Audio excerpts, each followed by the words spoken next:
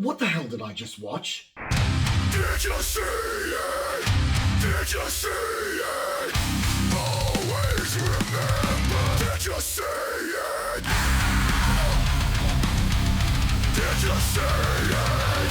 Choose to die for. How's it going, ladies and gentlemen? Everyone knows that whenever it comes to summer, we always want to be able to just relax, have some good times with friends, and nothing to go wrong. Unfortunately, disease doesn't take a spring break these days. Not when it comes to the craziness that is in this friggin' film. Did you see a 2002 movie where about 5 teenagers who decide to venture off into the woods in order to have themselves a good time, but are ultimately met with hell on earth? It just sounds like a typical standard cabin movie, doesn't it? But this is one that is a little bit special and probably close to a lot of people's hearts. Either that or you probably need to have it cut out before the disease catches onto you. Cabin Fever. A crazy fever dream of a movie that has got so many different things going for it that they can be both good, bad, but ultimately have a lot of ugly, ugly moments. So let's check them out, shall we?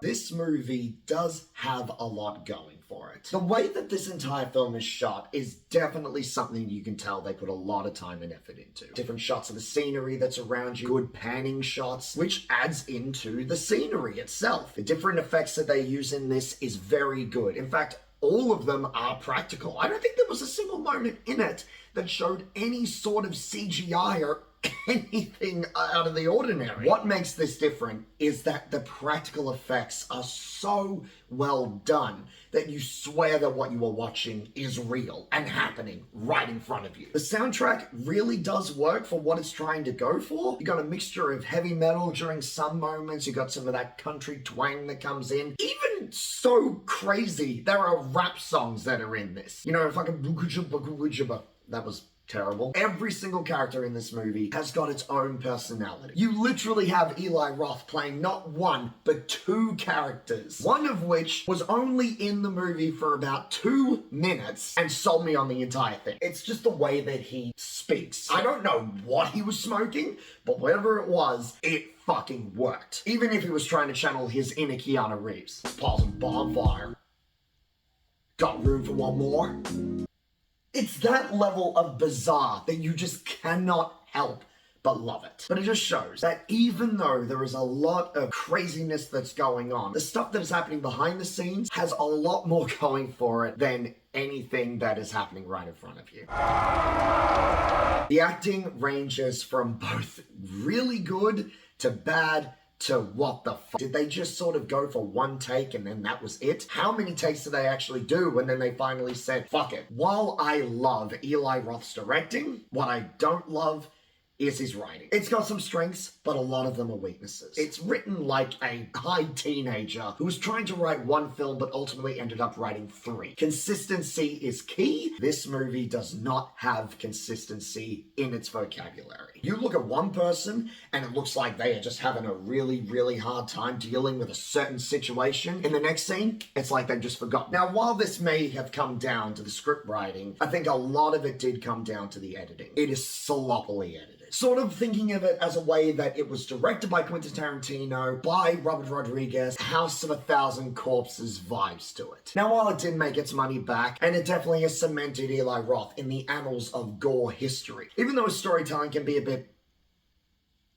odd at times, what it lacks in script writing, it makes up for in the bloody violence.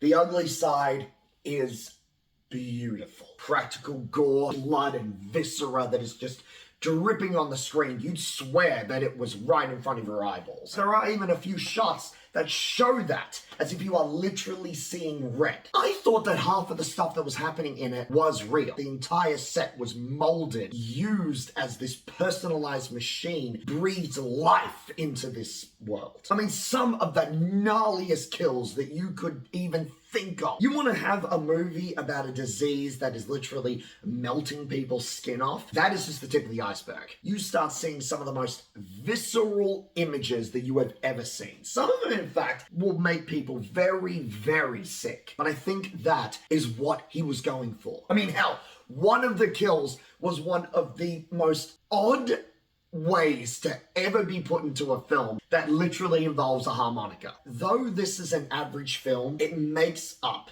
for everything that is shown as a behind the scenes working. With everything in terms of the visual storytelling, it is much better consistency wise rather than the actual script itself. It might not be a world-class film. It might not even be a B-class film. But there is one thing for certain, and that is that cabin fever is still alive and kicking.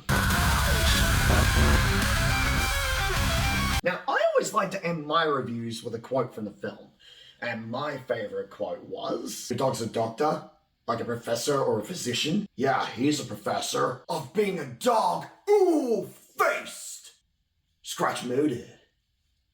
What the fuck? You'll know it when you see it. But that being said, did you see it? Will you see it? And if so, let me know in the comments. Until then, I've been DJ. And always remember, did you see it? Face! Well, that'll do it for this review, guys. If you want to be able to see any more stuff, I've got a few more of them that were taken at least 4 years ago. But if you want to see any more, don't forget to hit that subscribe button. Maybe even give it a like or a dislike, and let me know in the comments whether or not you want to see a different movie or something else. Because just like movies, there are always going to be different sides. And it doesn't matter if you like it or dislike it, your opinion still matters.